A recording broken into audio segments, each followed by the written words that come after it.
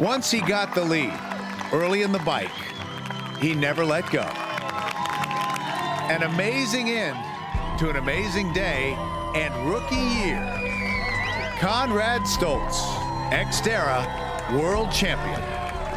The huge popularity of mountain biking in South Africa has prompted growth in bike parks and bespoke trails. This has led to an increase in the number of professional trail builders. Among them is a man who made his name as an elite athlete. A double Olympic triathlete, Conrad Stoltz went on to become a 7-time world champion in XTERRA and off-road triathlon before retiring to Stellenbosch, where he's turned his hand to trail building as the owner of Stoltz Trails. Let's get to know Conrad Stoltz a little better. Coffee. Beans. Rocks. Baggy.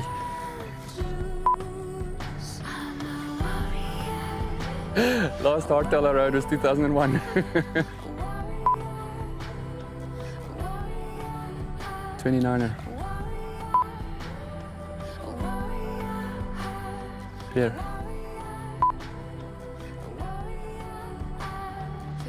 Lamb.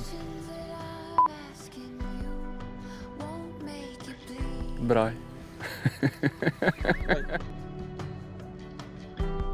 I think the mountain biking is part of my upbringing. I rode little motorcycles when I was 8 years old. I started BMX racing when I was 9 years old. So when the first mountain bikes came to South Africa in the late 80s, I got one for Christmas. It had those wide bars. The mountain biking has always been part of my thing, but because it was a little bit dangerous at the time and distracting from the real sport, I didn't really embrace the mountain biking until after the Sydney Olympics, and that's how my XTERRA story started. Is I was so burnt out from trying to qualify for the Olympics and training for this big thing and trying to raise sponsorship to be able to afford that lifestyle. My coach, Libby Burrell, told me, 2001, you can do anything you want to rejuvenate my passion for training, and I said XTERRA. And I did it for fun. In the first race I won. First race I was second, the next one I won. First season I borrowed a bike for every race I borrowed a different bike. And I was competing against Ned Overend, who was specialized all his life. And just before World Champs, I won the USA Series, won most of the races I did on borrowed bikes. And he saw this happening, and he said, "Hey, do you want to ride for Specialized?" And I thought it was just talk. I said, "Yeah, sure." So before World Champs, he sent me a bike a week before the Worlds. He sent me a new bike and a new helmet and new pair of shoes, and I won XTERRA Worlds by 10 minutes that year. And that's where my passion for mountain biking really took off. I retired in 2015 after 24 years of racing professionally, full-time around the world. I've had a fantastic innings, and I really enjoyed the job. It wasn't a job, it was my passion. I lived my passion for that long. And I'm not quite sure why I retired. I think it's a combination of a lot of little things. And my whole life I was worried, how do you know that you've met the right woman to get married, and how do you know when to retire? And the retirement thing just came up, and I knew this was the time. When I traveled to the races overseas, my wife traveled with me all the time, and we had this 6-month-old baby. By the time she was 6 months, she's been in 6 countries. I started thinking about what it would feel like to ride a trail and have fun, and to be able to take risks which I weren't able to take before, and be able to ride motorcycles as opposed to pedaling all the time. So I just started imagining what life outside of professional sports would feel like, because you make so many incredible sacrifices as a professional athlete. And that's what I've been used to my entire life. Yeah, I would never have imagined to become a trail builder. Probably the same thing as triathlete. I would never think to become a triathlete when I was in the 90s. There was not such a thing as a professional triathlete. So trail building wasn't big on my radar. I had a chat with a good friend of mine who's quite business savvy, and I told him about all these projects I had. And halfway through he stopped and he said, what's your passion? What are you really passionate about? And it was quite a scary question to me, because my entire life evolved around sport and performance. And now that's past. I mean, I'm happy with my results. I don't want to perform anymore. I don't care about suffering and pain anymore. So I had to choose the next life path. I literally have a second take on life. And I had to go think. And it turned out that trail building was something I did for myself, you know.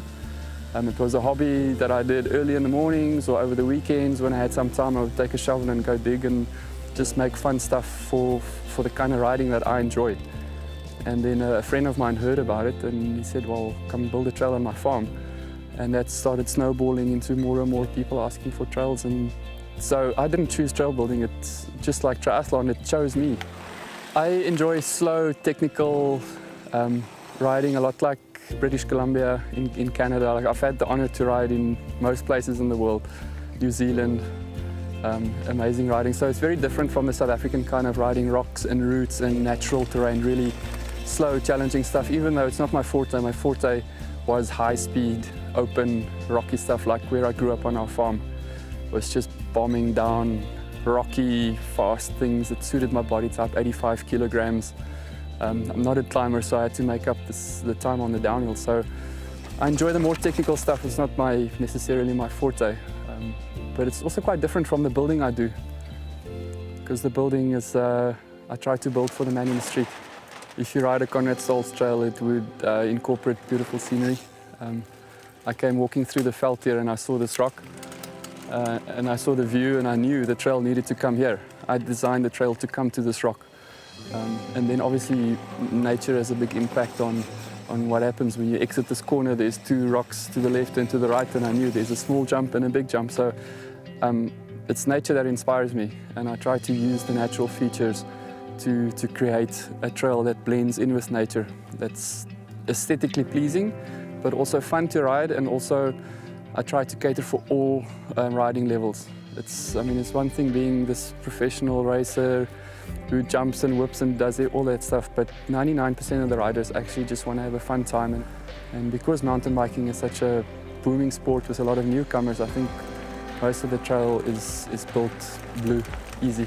So I did a lot of studying and reading before I started this job, and there's the International Mountain Biking Association. They've got this big manual, and it teaches you all the things about the 5% outslope and the half rule, and I use a clinometer, which gauges slopes, so I do the climbs no steeper than 6%.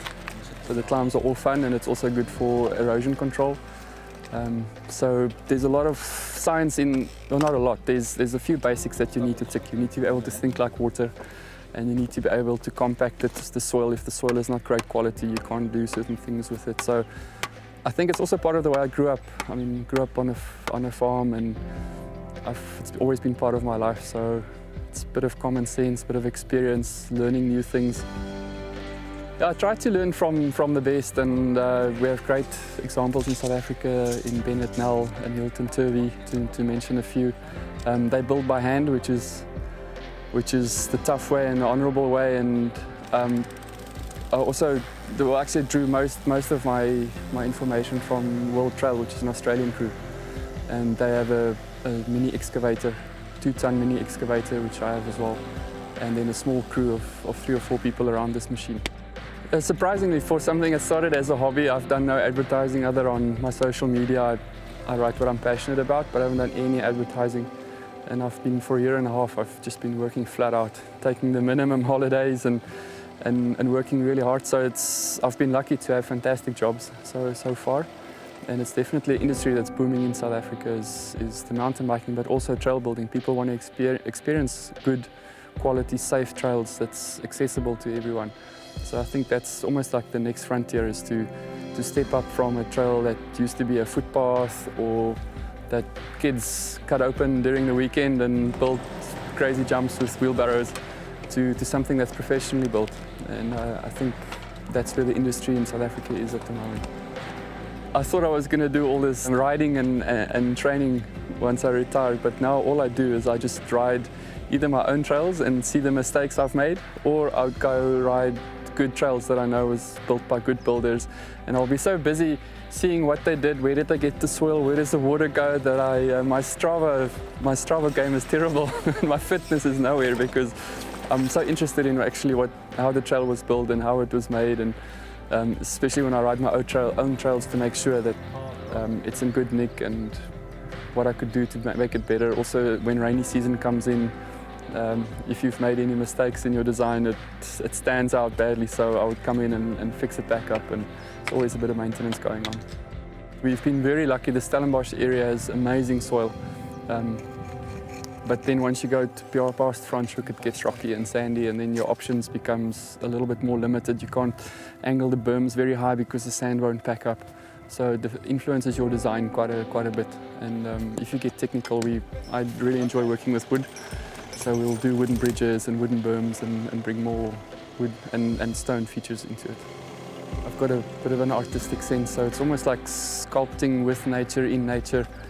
And so I couldn't imagine myself doing anything else at the moment. You know, if I had to think of the drawbacks, is I'd like to spend more time with my family and not sit in traffic on the way here and home. But other than that, this is a dream job for me.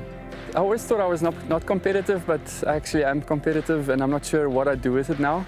I mean, we face a lot of challenges building trails, solving problems, hard work, manual labor. Maybe that's where it's gone. It's not about me being better than other people. It's more like the sport is, if I do my best, I will achieve something. And if I do my best here, I will create something. And I think that's what I'm chasing after.